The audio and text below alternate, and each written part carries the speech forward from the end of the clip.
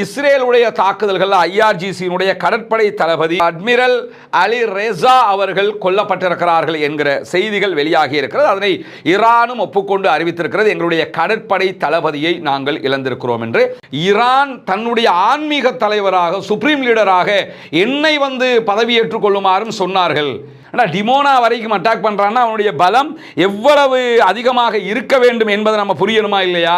அப்ப என்னன்னு கேட்டா வாய்க்கு வந்ததை எல்லாம் பேசக்கூடிய ஒருவராக தற்போது அமெரிக்க அதிபர் டொனால்ட் ட்ரம்ப் மாறி இருக்கக்கூடிய சூழல்ல தான் யுஏஇ இருக்கிறாங்களா இல்லையா? யுஏஇனுடைய பாதுகாப்பு போலீஸ் படைப்பிரிவினுடைய உயர் அதிகாரியாக செயல்படக்கூடிய தாஹி கல்ஃபான் என்கிறவர் இன்றைக்கு விடுத்திருக்கக்கூடிய ஒரு அறிவிப்பு.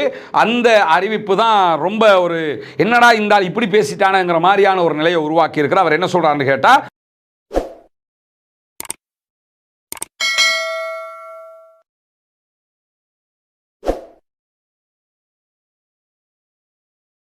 அன்பிற்கினிய சகோதர சகோதரிகளே, நம் அனைவர் மீதும் ஏக இறைவனுடைய அமைதியும் கருணையும் உண்டாகட்டுமாக. அஸ்ஸலாமு அலைக்கும் வரஹ்மத்துல்லாஹி வபரகாத்துஹு.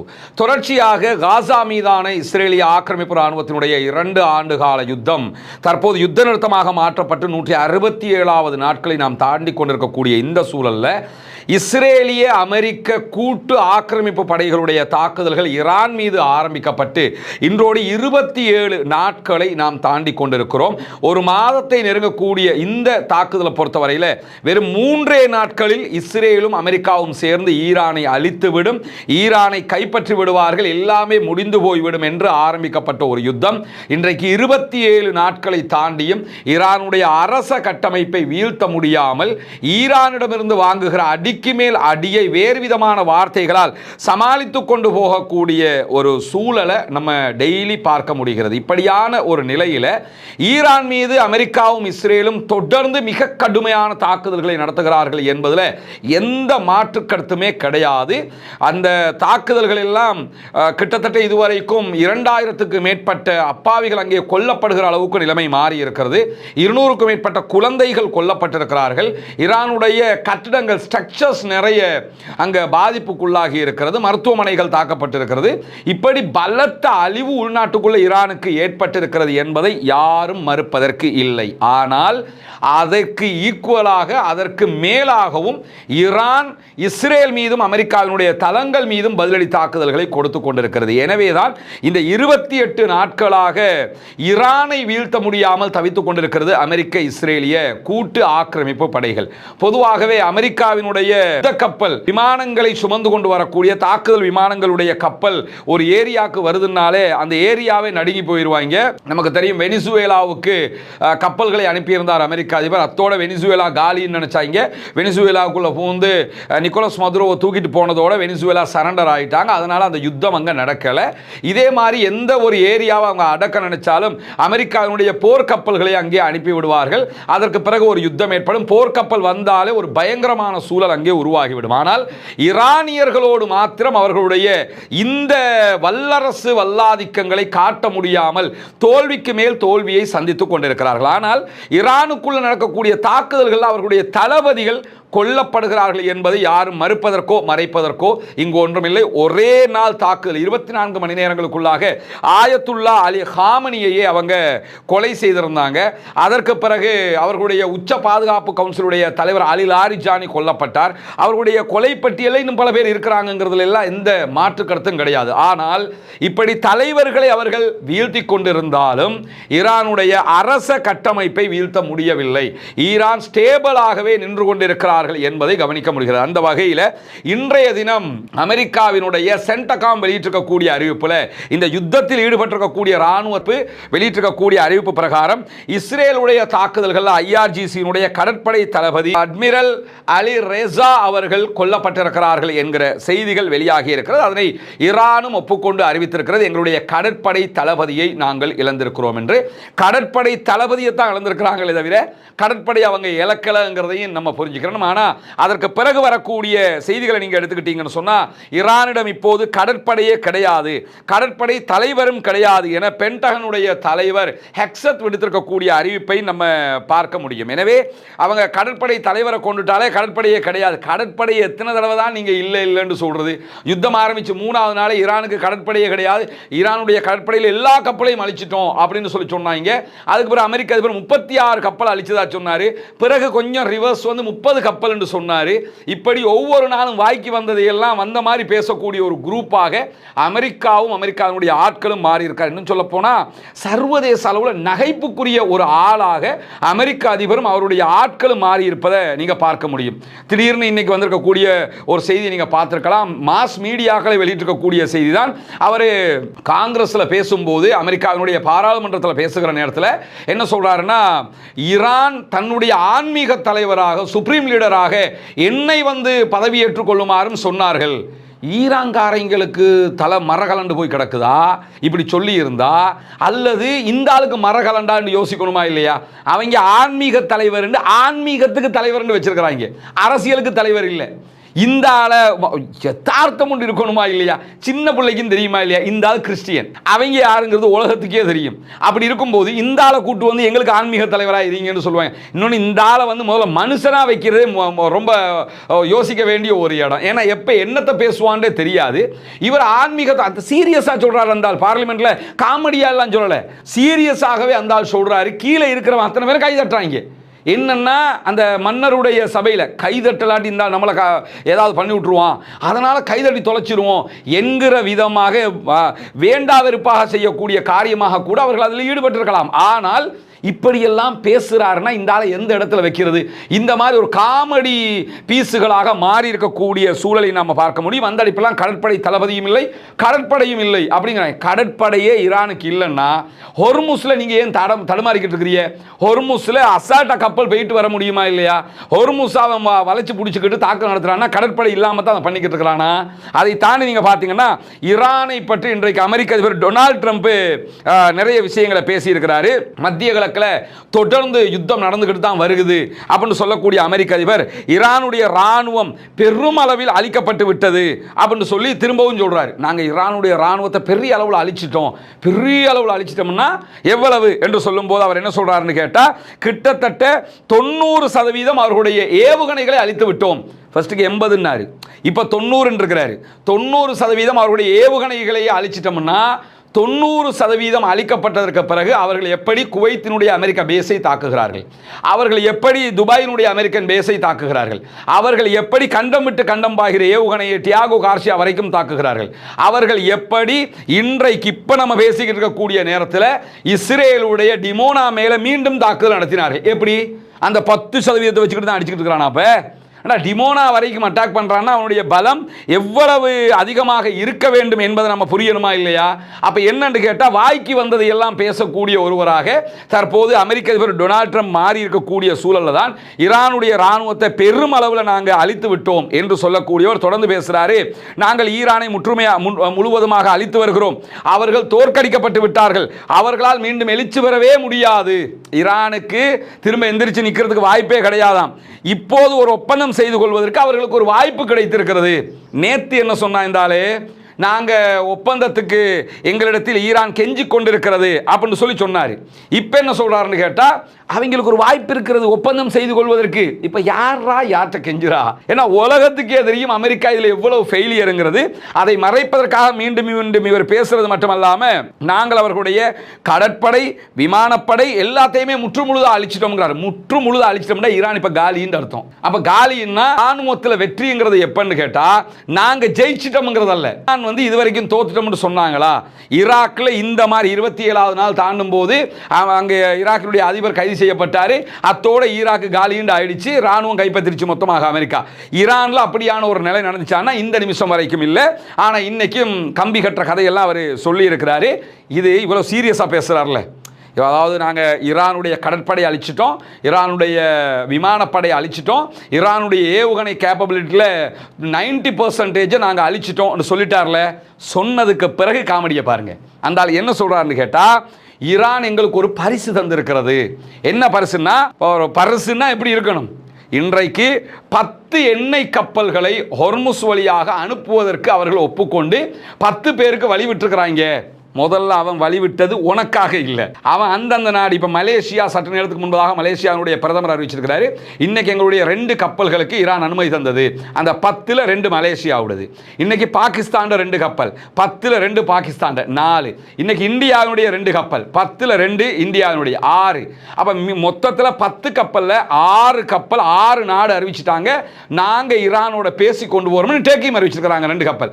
8 கப்பல்கள், 4 நாடுகளுடைய கப்பல்கள் அந்தந்த நாடு ஈரானோட பேசி இதை செய்யறாங்க. பேசுறது மட்டுமல்ல, கப்பம் கட்ட வேண்டியிருக்கு. இப்போ ஈரானுக்கு காசு கட்டுறாங்க. ஒரு கப்பலுக்கு $2 மில்லியன் அமெரிக்க டாலர் காசு கட்டணும். அமெரிக்க டாலர்கள்னா டாலர்ல கட்டக்கூடாது. $2 மில்லியன் அமெரிக்க டாலர்களுக்கு பெறுமதியான பணத்தை சீனாவினுடைய அவர்களுடைய கரன்சியில் யுவான்ல என்ன பண்ணணும்னு கேட்டால் கட்டணும்னு சொல்லியிருக்கிறாங்க. அப்படி காசை கட்டிட்டு தான் இந்த நாடெல்லாம் கொண்டு போகிறாங்க. இந்த ஆள் என்ன நினச்சிக்கிட்டு இருக்கிறாருன்னு கேட்டால், பரவாயில்லையே நமக்காக அவன் விட்டுக்கிட்டு இருக்கிறானே, அவர்களுக்கு பரிசாக 10 கப்பல்களுக்கு வழி விட்டார்களாம். இப்போ நீங்கள் ஜெயிச்சிட்டீங்கன்னா ஜெயிச்சிட்டேன்னு சொல்லணும். ஜெயிச்சவனுக்கு தோத்து போனவன் பரிசு தருவானா? இவன் தோத்துட்டேங்கிறீங்க, தோத்து போனவன் பரிசு கொடுத்தாலும் அதுவும் எப்படி பரிசு? ஹொர்முஸை மூடி வச்சிருக்கிறான். இன்னைக்கு எங்களுக்கு பரிசாக 10 கப்பல்களை அனுப்பி விட்டார்கள். என்ன சொல்லியிருக்கணும்? நாங்கள் கெத்தான்னு தொலைச்சு விடுவேன்னு சொன்னேன். 100 கப்பல் இன்னைக்கு போச்சா இல்லையா? ஹொர்முஸில் ஒரு நாளைக்கு 1000 கப்பல் போக வேண்டிய இடம் வெறும் 10 கப்பல் போயிருக்குது. அதை எடுத்து வச்சுக்கிட்டு எங்களுக்கு பரிசாக ஈரான் 10 கப்பல்களை அனுப்பி இருக்கிறது. இப்போ இந்த ஆள் ஜெயிச்சுட்டேன்னு சொல்கிறாரா தோத்துட்டேன்னு சொல்கிறாரா? இந்த செய்தியெல்லாம் பார்க்கும்போது அப்படியே டிஸ்கவரி சேனலை பார்க்குற மாதிரியே தோணுது. ஏன்னா முழுக்க அப்படி தான் இருக்குது இவருடைய பேச்செல்லாம். இது இன்றைக்கு வெளியாகி இருக்கக்கூடிய அவர் சொல்லியிருக்கக்கூடிய ஒரு செய்தியை நம்ம பார்க்க முடியும். அதாவது ஈரான் பரிசு கொடுத்துருக்குதான் அவருக்கு. யாருக்கு யாரா பரிசு கொடுக்கிறது?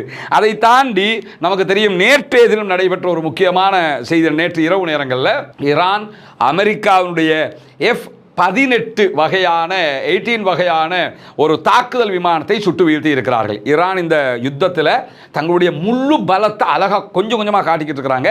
உலகத்திலேயே தாக்குதல் நடத்த முடியாது, அழிக்க முடியாது என்று சொன்ன F-35 விமானத்தை சுட்டு வீழ்த்தியது ஈரான். சுட்டு வீழ்த்தியது அமெரிக்காவுக்கு பெரிய அவமானகரமானதாக மாறியிருந்த நிலையில் நேற்றைய தினம் அவங்க விடுத்திருக்கக்கூடிய அறிவிப்பில் F-18 வகையான, அது F-35 அளவுக்கு இல்லைன்னா கூட F-16க்கு பிறகு வந்த F-18 ஜெனரேஷனை கொண்ட விமானம், அதுவும் தாக்கல் விமானம், ரேடாருக்கு சிக்காத விமானம், உச்சகட்ட பலத்தோடு இருக்கக்கூடிய விமானம், அந்த விமானத்தையும் சுட்டு வீழ்த்திருக்கிறாங்க. எல்லாத்தையும் வீடியோவா காட்டுறான், சும்மா சொல்லலை, வீடியோவா காட்டுறான். ஆனால் இல்லை இல்லை எங்கள் விமானம் எதுவும் சுட்டு வீழ்த்தப்படவில்லை, பத்தியா நாங்கள் எப்படி இருக்கோம் தெரியுமா, நாங்கள் சூப்பராக இருக்கிறோமேங்கிற விதமாக மீண்டும் பீலா விட்டு இருக்கிறது அமெரிக்காங்கிறத பார்க்க முடியும். அமெரிக்காவினுடைய உலகமே இதை காட்டுது. அமெரிக்கானால கெத்து என்ன தெரியுமா? F-18, F-16, F-15, F-35 இதுதான் அமெரிக்காவுடைய பலம். அந்த பலத்தை எல்லாம் காலில் போட்டு மிதிச்சுக்கிட்டு இருக்கிறாங்க. நேற்று அவர்களுடைய உலகத்தில் பலம் வாய்ந்த இன்னும் ஒரு விமானத்தையும் சுட்டு வீழ்த்தி இருக்கிறது ஈரான் என்கிற செய்திகளுக்கு மத்தியில் இஸ்ரேலிய அமெரிக்க மோதல் தீவிரமடைந்தால் ராணுவ நடவடிக்கை எடுக்கப்படும் என்று சொல்லி இன்றைக்கு ஹவுத்தீஸ் அறிவித்து இருக்கிறார்கள். இதுவரைக்கும் இந்த ஓர்ல ஹூத்தீஸ் லைனுக்கு வரல, வருவன்னு சொல்றாங்க, இன்னும் வரல. ஆனா நீங்க இதுக்கு மேலையும் ஈரான் மேல தாக்குதல் நடத்தினா எந்த நேரமும் நாங்கள் சண்டைக்கு வரலாம். ரமதானுடைய மாதத்தில் நம்ம உங்களிடத்தில் மீண்டும் மீண்டும் வேண்டிக் கொண்டு வந்ததுதான் உங்களுடைய ஜகாத் மற்றும் சதகா நிதிகளை இலங்கையினுடைய கிழக்கு பகுதிகள் பொத்துவில்ல செய்து வரக்கூடிய இஸ்லாத்தை ஏற்றுக்கொண்ட சகோதர சகோதரிகளுக்கான வீடு கட்டும் கட்டுமான பணிகளுக்கு தந்து உதவுங்கள் என்று சொல்லி. ஏன்னா ஜகாத்தை பெறக்கூடிய தகுதி படைத்த 8 கூட்டத்தாரில் இந்த இஸ்லாத்தை ஏற்றுக்கொண்ட சகோதரர்களும் அடங்குகிறார்கள். அவர்கள் ஏழைகள் என்கிற காரணத்தினால அவர்கள் மிஸ்கீன்கள், அதே போன்று ஃபக்கீர்கள் பட்டியலையும் வருவாங்க. மொத்தத்தில் ஜகாத் பெறக்கூடிய 8 கூட்டத்தில் 3 கூட்டத்தினுடைய நன்மைகள் அவர்களுக்கு கொடுக்கக்கூடிய உதவிகளால் நமக்கு கிடைத்துவிடும் என்கிற செய்திகளை உங்களுக்கு நம்ம தொடர்ந்து சொல்லிக் கொண்டு வந்தோம். அங்குள்ள காட்சிகளையும் நம்ம காட்டியிருந்தோம். ஏற்கனவே 5 வீடுகளை நம்ம கட்டி கையளிச்சிருக்கிறோம். அந்த காட்சிகள் எல்லாம் தொடர்ந்து நீங்கள் பார்த்து வருகிறீர்கள். அதை தாண்டி இன்னும் 9 வீடுகள் கட்ட வேண்டிய தேவை இருக்கிறது. மொத்தம் 14 வீடுகள் என்கிற தகவல்களை உங்களுக்கு நம்ம சொல்லி வந்தோம். அதற்கான உதவிகளை நீங்கள் தொடர்ந்து வழங்கி வருகிறீர்கள். உங்களுடைய ஜக்காத்து தான தர்மங்களை தந்து வருகிறீர்கள். அந்த அடிப்படையில் தற்போது நம்ம 6வது வீட்டை கட்டுகிற பணியை ஆரம்பித்திருக்கிறோம். அதனுடைய காட்சிகளை தான் நீங்கள் முன்னாடி பார்க்குறீங்க. நீங்கள் தரக்கூடிய உதவிகளை கொண்டுதான் மக்களுக்கு தேவையான ஏழை எளிய மக்களுக்கு உரிய எல்லா காரியங்களையும் நம்ம பண்ணி வர்றோம். தித்வா புயலுக்கான பணிகளாக இருந்தாலும் சரி, அதற்கு பிறகு வாட்டர் டேங்கை நம்ம ஓப்பன் பண்ணி கொடுத்ததாக இருந்தாலும் சரி, மற்ற எல்லா பணிகளும் நீங்கள் தரக்கூடிய ஜகாத்து தான தர்மங்களை கொண்டு ஏழைகளுக்கு முறையாக செய்யப்பட்டு வருகிறது என்பது உங்களுக்கு தெரியும். அந்த அடிப்படையில் தான் தற்போது அல்ஹம்துலில்லாஹ் 6வது வீடை கட்டுகிற பணியை நம்ம ஆரம்பிச்சிருக்கிறோம். இந்த பணி தொடர்ந்து நடைபெற்று 14 வீடுகளும், மீதி இருக்கக்கூடிய 9 வீடுகளும் கட்டி முடிக்கப்பட வேண்டும் என்பதுதான் என்னுடைய பிரார்த்தனையும் நிச்சயமாக உங்களுடைய பிரார்த்தனையாகவும் இருக்கும். எனவே இந்த பணியை சிறப்பாக முடிப்பதற்காக தொடர்ந்தும் உங்களுடைய உதவிகளை வாரி வழங்குங்கள் என்கிற கோரிக்கையை இந்த இடத்திலே முன்வைத்துக் கொள்கிறேன். ஒரு ஹொர்முஸை மூடி வச்சிருக்கிறதுல படாத பாடுபட்டுக்கிட்டு இருக்கிறீங்க. ஹொர்முஸோட சேர்த்து செங்கடல பாபல் வந்தவையும் மூட வச்சிடாதீங்கிறாங்க. ஹொர்முஸ் மட்டும் தான் இப்போ மூடி இருக்குது. குறைஞ்சபட்சம் சவுதியிலேருந்து நீங்கள் சவுதியில் கிழக்கு பகுதிகளில் இருந்து யான்பு அங்குங்கிறதெல்லாம் பெட்ரோல் எடுக்கிறதா இருந்தால் கூட செங்கடல் வழியாக பாபல் மந்த வழியாக தான் போகணும். இதாவது உங்களுக்கு ஓப்பனில் இருக்குதுன்னு சொல்லி சந்தோஷப்பட்டுக்கிறங்க. நீங்கள் ரொம்ப தடுமாறுனீங்கன்னு சொன்னால் அதையும் நாங்கள் மூடி விட்டுருவோம் அப்படின்னு சொல்லி இன்றைக்கி ஹவுத்தீஸ் தெளிவாக அறிவித்தல் விடுத்திருக்கிறார்கள். அந்த செய்திகளும் இன்றைக்கு வெளியாகி இருக்கிற அதே நேரத்தில் இன்னும் ஒரு முக்கியமான செய்தி வெளியாகி இருக்கிறது. அது என்ன செய்தி என்று கேட்டால், ஐக்கிய அரபு எமிரேட்ஸ் UAE இருக்கிறாங்களா இல்லையா, UAE-னுடைய பாதுகாப்பு போலீஸ் படைப்பிரிவினுடைய உயர் அதிகாரியாக செயல்படக்கூடிய தாஹி கல்ஃபான் என்கிறவர் இன்றைக்கு விடுத்திருக்கக்கூடிய ஒரு அறிவிப்பு. அந்த அறிவிப்பு தான் ரொம்ப ஒரு என்னடா இந்த இப்படி பேசிட்டானுங்கிற மாதிரியான ஒரு நிலையை உருவாக்கி இருக்கிறார். அவர் என்ன சொல்றாருன்னு கேட்டா, அரபு நாடுகள் இஸ்ரேலோடு இன்னும் ரொம்ப நம்ம நெருக்கம் காட்டணும், இஸ்ரேலோட தான் நம்ம இணைஞ்சு போகணும்னு சொல்லி வெளிப்படையாகவே பேசியிருக்கக்கூடிய காட்சி நம்ம பார்க்க முடியும். அரபு அதாவது மிடில் ஈஸ்ட் கண்ட்ரிகளில், குறிப்பாக கல்ஃப் கண்ட்ரிகளில் இஸ்ரேலை தனிநாடாக அங்கீகரித்திருக்கக்கூடிய 2 நாடுகள், ஒன்று பஹ்ரைன், இன்னொன்று UAE. அதை தாண்டி ஆல்ரெடி ஆரம்ப காலத்திலேயே ஈஜிப்ட் அவங்களை அங்கீகரிச்சிட்டாங்க. அவங்க கல்ஃப் கண்ட்ரிஸ் கிடையாது, அவங்க அவுட் ஆஃப் கல்ஃப்ல இருப்பாங்க. அதே மாதிரி மொரோக்கோ அவங்களை தனிநாடாக அங்கீகரிச்சு, இது மாதிரி உலகத்தில் சில நாடுகள் அவர்களை தனிநாடாக அங்கீகரித்திருக்கிறார்கள். சவுதி உள்ளிட்ட பல நாடுகள் இன்னும் இஸ்ரேலை தனிநாடாக அங்கீகரிக்கவில்லை. இந்த நிலையில தான் UAE-னுடைய உயர் போலீஸ் அதிகாரியாக செயல்படக்கூடிய தாகி அவர்கள் வெளியிட்டிருக்கக்கூடிய அறிவிப்பில் என்ன சொல்றாருன்னு கேட்டா, அரபு வளைகுடா நாடுகள் இஸ்ரேலோடு தங்களுடைய உறவுகளை மேலும் வலுப்படுத்த வேண்டும். குறிப்பாக வளைகுடா தீபகற்பத்திற்கு அப்பால இருக்கக்கூடிய பிராந்தியத்தினுடைய சக அரபு நாடுகள் மீது நம்பிக்கை வைக்க வேண்டாம் என்று சொல்லியும் அவர் சொல்லியிருக்கிறார். ரெண்டா பிரிச்சு சொல்றாரு, தெளிவா புரிஞ்சுக்கிறங்க. ஒன்னு, கல்ஃப்ல இருக்கக்கூடிய நாடுகள்ல கல்ஃப் அரபு கண்ட்ரிகள், அவுட் ஆஃப் கல்ஃப் அரபு கண்ட்ரிகளோட நீங்க எந்த உறவுகளையும் வைக்காதீங்க, நேரடியாக இஸ்ரேலோட உறவு வைங்க அப்படிங்கிறாரு. அவுட் ஆஃப் கல்ஃப் கண்ட்ரிஸ் அவர் கல்ஃப் அரபு கண்ட்ரிஸ் சொல்றது ஈரான கிடையாது. ஈரானை விட்டுருங்க. ஈரான் அவர் இதுக்குள்ள ஈரானுக்கும் அரபு நாடுகளுக்கு ஈரான் தாக்குதுங்கிறதுனால தான் இதை சொல்றாரு. அவர் என்ன இது சொல்ல வர்ற விஷயம் வேற ஒன்று சேர்த்து அவர் சொல்றாரு. தெளிவா நீங்க புரிஞ்சுக்கிறதுக்காக சொல்றேன். கல்ஃப்ல இருக்கக்கூடிய அரபு கல்ஃப் கண்ட்ரிஸ், அவுட் ஆஃப் கல்ஃப்ல இருக்கிற அரபு நாடுகளோடு நீங்கள் தொடர்பை வைக்காமல் நேரடியாக இஸ்ரேலோடு உறவு பாராட்டுங்கள் அப்படிங்கிறாரு. அதுக்காக அவர் என்ன காரணத்தை சொல்றாருன்னு பாருங்க. இவர் சொல்லக்கூடிய விஷயத்துல முதலாவது புரிஞ்சுக்கிறங்க, கல்ஃப்ல இருக்கக்கூடிய அரபு கண்ட்ரிஸ் எது எதுன்னு சொல்லி பார்த்தீங்கன்னு சொல்லிச்சுன்னா, Bahrain, Kuwait, Oman, Qatar, Saudi Arabia, UAE. இந்த 6 கண்ட்ரிஸ் இருக்குது. இவங்க அத்தனை பேரும் இஸ்ரேலோட தான் உறவு வச்சுக்கிறணுமா. இது அல்லாத அரபு கண்ட்ரிகளோட, அவுட் ஆஃப் கல்ஃப்ல இருக்கிற அரபு கண்ட்ரிகளோட உறவு வைக்காதீங்க அப்படிங்கிறாரு. இந்த அவுட் ஆஃப் கல்ஃப்ல இருக்கக்கூடிய அரபு கண்ட்ரிஸ் சொல்லி பார்த்தீங்கன்னு சொல்லி சொன்னா, அது அதாவது நான் கல்ஃப் அரபு கண்ட்ரிஸாக யார் யார் வருவாங்கன்னு சொல்லி சொன்னா, Egypt, Iraq, Jordan, Lebanon, Syria, Yemen, இந்த 5 நாடுகள் வருவாங்க. இதுக்குள்ள ஈஜிப்ட் மிக முக்கியமான ஒரு பார்ட்டை வகிச்சுக்கிட்டு இருக்கிறாங்க. இவர் எதுக்காக இதை சொல்றாருன்னு கேட்டா, சவுதி அரேபியாவுடைய அலையன்ஸ் ஒன்று இருக்குதுங்க. இப்போ சவுதி அரேபியா UAE-யோட சேர மாட்டாங்க, அவங்களுக்குள்ள பெரிய வாய்க்கா தகராறு இருக்குது. சவுதி என்ன பண்றாங்கன்னு கேட்டா, இஸ்ரேலோடையும் சேராம அமெரிக்காவோட அவங்க இருந்தாலும் நேரடியாக இஸ்ரேலை தனிநாடாக அவங்க அங்கீகரிக்கல. அதனால சவுதி என்ன பண்றாங்கன்னு கேட்டா, சவுதி, ஈஜிப்ட், டர்க்கி, பாகிஸ்தான், சவுதியோட இருக்கக்கூடிய மற்ற கல்ஃப் கண்ட்ரிஸ் இவங்க எல்லாம் சேர்ந்து இந்த மாதிரி ஒரு அலையன்ஸுக்கு போறாங்க. அதே நேரத்தில் UAE என்ன பண்றான்னு கேட்டா, UAE பஹ்ரைன் இணைஞ்சுக்கிட்டு அடுத்ததாக இஸ்ரேலோட அமெரிக்காவோட மொத்த கூட்டு அப்படிங்கிற மாதிரி போறான். அதனால அவங்க சொல்றாரு, நீங்க எல்லாருமே என்ன செய்யுங்க, சவுதி உள்ளிட்ட எல்லா பேரை சொல்லாம சொல்றாரு, கல்ஃப்ல இருக்கிற எல்லா நாடும் வாங்க நம்ம இஸ்ரேலோட போய் சேர்ந்துக்கிறோம். இஸ்ரேல் தான் நமக்கு பாதுகாப்பு. யாருக்கு யாரா பாதுகாப்பு? எங்க போய் சேர்ந்து வெளிப்படையா சொல்றாங்க பச்சையாக, வாங்க போய் சேர்ந்துக்கிறோம்.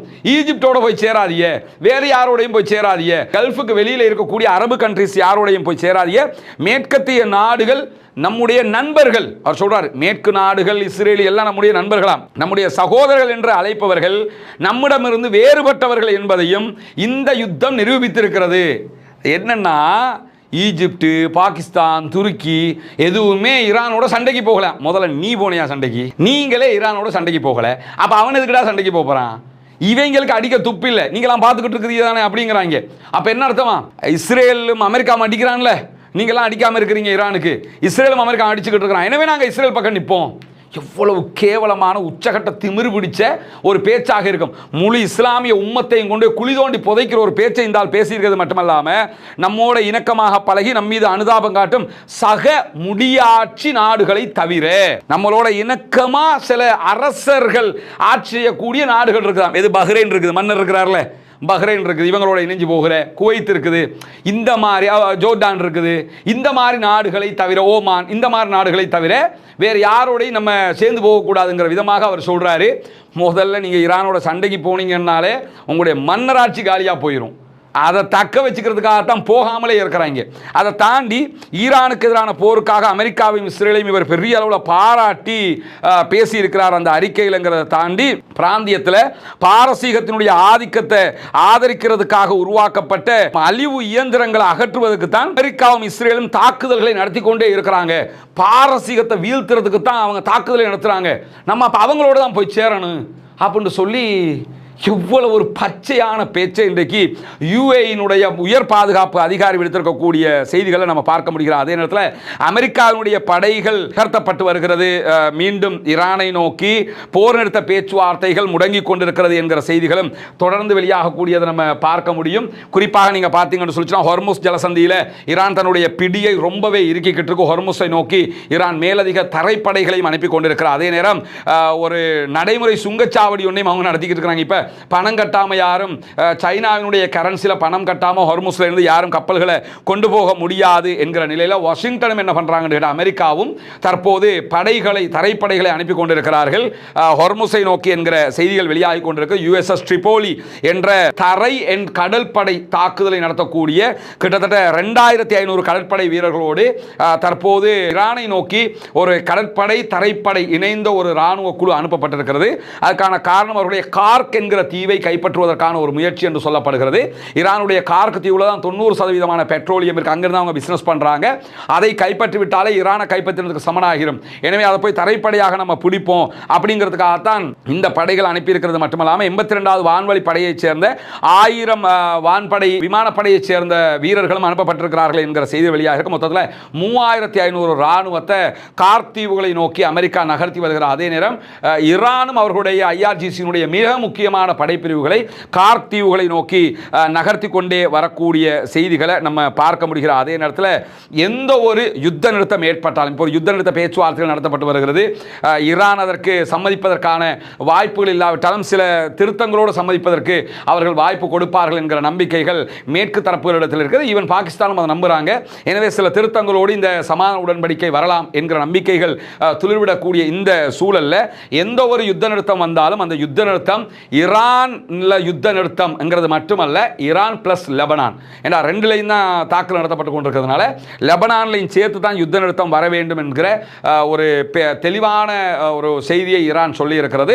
ஆல்ரெடி அவங்க ஹிஸ்புல்லாக்களுக்கு சொல்லிட்டாங்க, யுத்த நிறுத்தம் வந்து அவங்களை தனியாக விட்டுட்டு நாங்கள் மட்டும் எங்களுக்கு மட்டும் யுத்த நிறுத்தம் போக மாட்டோம், நீங்கள் மட்டும் தனியாக சண்டை பிடிக்கிற அளவுக்கு நாங்கள் விட்டுற மாட்டோம், உங்களுக்கு சேர்த்து தான் நாங்கள் யுத்த நிறுத்தத்தை கொண்டு வருவோம் என்று சொல்லி ஹிஸ்புல்லாக்களுக்கும் அவர்கள் சொல்லியிருக்கக்கூடிய செய்திகளும் இன்றைக்கு வெளியாக இருக்கிற. அதே நேரம் தொடர்ந்து அமெரிக்கா மேலே தாக்குதல் நடத்துவதற்காக அமெரிக்காவுடைய தளங்கள், அமெரிக்கர்கள் இருக்கக்கூடிய இடங்களெல்லாம் துல்லியமாக ரஷ்யா ஈரானுக்கு கொடுத்து வருகிறது என்கிற செய்திகளும் இன்றைக்கு வெளியாக இருக்கிறது. மேலதிகமாக சற்று நேரத்துக்கு முன்பதாக மீண்டும் இன்றைக்கு ஈரான் இஸ்ரேல் மேலே தாக்குதல்களை ஆரம்பித்திருக்கிறது. குறிப்பாக 82வது அலை தாக்குதல்கள் தற்போது நடத்தப்பட்டு வருகிறது. இந்த தாக்குதல்களில் ஆளில்லா விமானங்களை பயன்படுத்தி ஹைஃபா துறைமுகத்தில் இருக்கக்கூடிய இஸ்ரேலுடைய முக்கிய மையங்களை குறிவைத்து ஈரான் தாக்குதல்கள் நடத்துகிறது. ஹைஃபாவில் போர் விமானங்கள், இஸ்ரேலுடைய போர் விமானங்கள் எரிபொருள் ஏற்றுவதற்காக பயன்படுத்தக்கூடிய எரிபொருள் தொட்டிகள், பெட்ரோலிய வசதிகள் மேலே பகுதிகள் எல்லாம் இன்றைக்கு ஆளில்லா விமான தாக்குதல் நடத்தப்பட்டிருக்கிறது. அதே நேரத்தில் கிழக்கு மத்திய தரை கடலில் இஸ்ரேலுடைய கப்பல்கள் உற்பத்தி செய்யக்கூடிய பகுதிகள் மேலேயும் இன்றைக்கு ஈரான் மிக கடுமையான தாக்குதல்களை நடத்தி இருக்கிறது. இப்படி இன்றைக்கு ஏகப்பட்ட முக்கியமான செய்திகள் வெளியாகி இருக்கிறது. வாஹ்ர் தஅவானா அல்ஹம்துலில்லாஹி ரப்பில் ஆலமீன்.